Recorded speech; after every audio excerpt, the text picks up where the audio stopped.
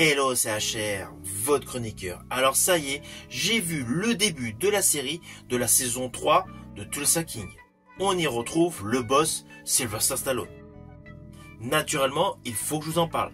Mais avant cela, n'oubliez pas, si vous n'êtes pas abonné, pensez à le faire. Pensez à la petite cloche pour les notifs. Et surtout, pensez à me mettre en commentaire, tout simplement, si vous aimez cette série, énième création de Taylor Sheridan. Let's go!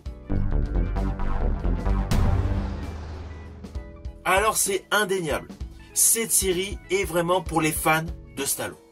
Et implicitement de ceux qui ont aimé les 2 premières saisons. On est vraiment dans le même esprit dès le début de cette 3e saison. On reprend pile poil où s'était arrêté la 2e saison. Le personnage interprété par Sylvester Stallone était arrêté. Et très rapidement au début de celle-ci, il est libéré. Naturellement, il y a toujours des conflits de territoire. Principalement avec le personnage interprété par Frank Grillo. Et une nouvelle histoire qui vient se greffer. Une histoire d'alcool, avec l'acquisition d'une distillerie. Alors ne vous inquiétez pas, je n'irai pas trop loin sur les détails scénaristiques, vous me connaissez, je ne veux pas du tout vous spoiler.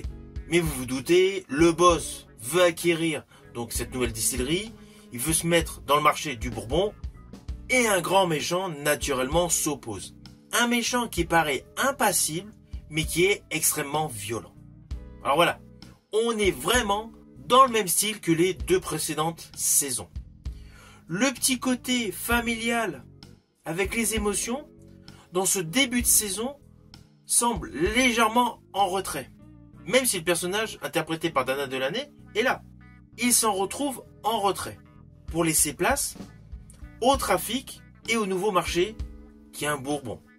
Alors c'est clair, il y a un côté dramatique qui semble abonder.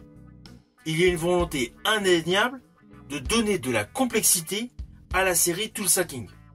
Outre le fait des duels mafieux, il y a des paradoxes avec d'autres personnages. Je pense principalement au chauffeur de Sylvester Stallone dans l'histoire, avec son père qui est plombier. Voilà. En fait, il y a plusieurs personnages qui gravitent autour du boss, et on sent la détention dramatique qui vont se développer.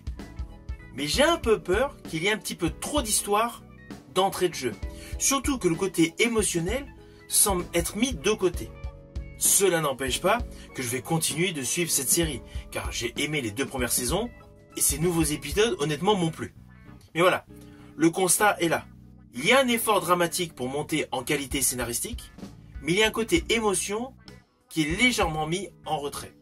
Naturellement, je vais continuer de regarder cette série, et je vous en ferai un retour global à la fin de celle-ci. Cela n'empêche pas, n'hésitez pas à me mettre en commentaire, tout simplement, ce que vous pensez de ce début de 3e saison de Tulsa King. Je vous dis à bientôt pour une prochaine vidéo.